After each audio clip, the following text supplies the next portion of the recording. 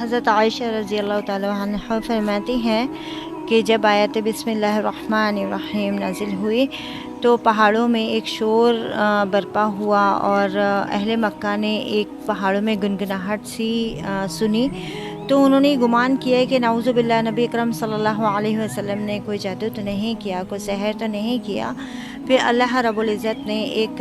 دھواں بھیجا جس کی وجہ سے پہاڑوں کی گنگناہٹ رک گئی، اور نبی اکرم صلی اللہ علیہ وسلم نے ارشاد فرمایا کہ جو شخص بھی یہ آیت بسم اللہ الرحمن الرحیم یقین و عقیدے کے ساتھ اس کو پڑھتا ہے تو پہاڑ، چرند پرند جو بھی ہوتا ہے وہ اس کے ساتھ اس کی تلاوت، اس کی تسبیح کرتا ہے۔ بس یہ ہے کہ پڑھنے والا جو ہے ان کی آواز نہیں سن سکتا ہے۔ حضرت آدم علیہ السلام سے لے کر اب تک جو بھی مطلب نبی اکرم صلی اللہ علیہ وسلم تک جتنے بھی انبیاء آئے تو ان 100 صحیفے اور 4 آسمانی کتابیں نازل ہوئیں، اور نبی اکرم صلی اللہ علیہ وسلم سے پہلے 3 آسمانی کتابیں۔ تو جو 100 صحیفے اور 3 آسمانی کتابیں ہیں ان کا نچوڑ، ان کے رموز، ان کے نور، ان کے اسباق سب قرآن پاک میں آئے، اور قرآن پاک سے جو ہے وہ سورۃ البقرہ میں آئے، اور سورۃ البقرہ سے سورۃ الفاتحہ میں آئے، اور سورۃ الفاتحہ سے آیت بسم اللہ الرحمن الرحیم میں آئے، اور بسم اللہ الرحمن الرحیم سے حرف با میں آئے۔ جب ہم قرآن پاک کی تلاوت کرتے ہیں اور اس کی تکمیل کرتے ہیں، اس کو ختم کرتے ہیں، گویا ہم نے 100 صحیفوں اور 4 آسمانی کتابوں کو پڑھا، ان کو سمجھا، ان کی تلاوت کی ہے۔ تو اللہ رب العزت یہ توفیق ہمیں دے، اور حرف با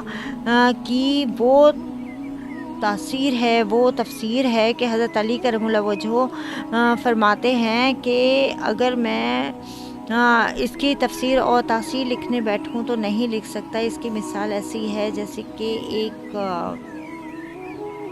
پرندہ جو ہے وہ 1 مہینے کی مسافت طے کرتا ہے، اڑتا رہتا ہے لیکن وہ 1 لمحے بھی نہیں بیٹھ پاتا، تو اتنا بھی 1 مہینے تک بھی بیٹھ کے اگر میں لکھتا رہوں اتنی تفسیر حرف با کی تو میں لکھ نہیں پاؤں، اتنا اس کی تفسیر اور تاثیر ہے۔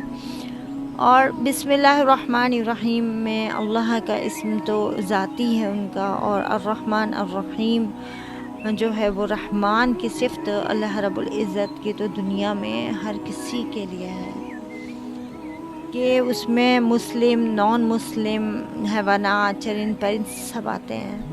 اور رحیم کی صفت جو ہے اللہ رب العزت کی تو وہ صرف قیامت میں مومنین کے لیے ہے، اور اس کی فضائل و برکات کی تو اتنے ہیں کہ بیان کرنے بیٹھیں تو وقت بہت کم ہے۔ آپ بس میں اتنا بتاؤں کہ اگر آپ گھر میں داخل ہو رہے ہیں اور اگر شیطان آپ بسم اللہ الرحمن الرحیم پڑھ لیں تو شیطان آپ کے ساتھ داخل نہیں ہوگا۔ اگر آپ کھانا کھانے بیٹھیں اور بسم اللہ الرحمن الرحیم پڑھ لیں تو کھانا آپ کے ساتھ نہیں کھا سکے گا شیطان۔ اگر آپ سو رہے ہیں تو آپ اگر اللہ کا نام لے کے بسم اللہ الرحمن الرحیم پڑھ کے سوئیں تو شیطان آپ کے ساتھ سو بھی نہیں پائے گا، آپ پہ حملہ بھی نہیں کر پائے گا۔ تو شیطان یہ سوچتا ہے کہ جس گھر میں میں داخل نہیں ہو سکتا، اس گھر میں میں کھا پی نہیں سکتا، جس گھر میں میں سو نہیں سکتا، اس گھر میں میرا کیا کام، چلو یہاں سے بس چلتے ہیں، کوچ کرتے ہیں۔ بسم اللہ الرحمن الرحیم پڑھ کے تو جو کام شروع کیا جائے اس میں برکت ہی برکت ہے، کیونکہ اللہ رب العزت کی رضا شامل ہو جاتی ہے اس کے اندر۔ جو تحریر آپ اگر لکھنے بیٹھے ہوں اس کے شروع میں اگر بسم اللہ الرحمن الرحیم لکھ دیں تو اس میں بڑی برکت ہو جاتی ہے، اور اللہ کہتے ہیں کہ میں نے اپنے بندے کے سارے گناہ معاف کر دیے، سارے گناہ معاف ہو جاتے ہیں، کوئی بھی چیزیں مل جاتی ہیں۔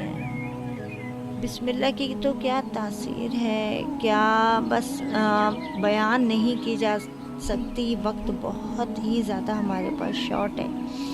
تو اپنے ہر کام کو کرنے سے پہلے بسم اللہ الرحمن الرحیم پڑھنے کی عادت بنا لیجئے۔ بسم اللہ الرحمن الرحیم اللہ کے نام سے شروع کرتے جو بڑا مہربان نہایت رحم کرنے والا ہے۔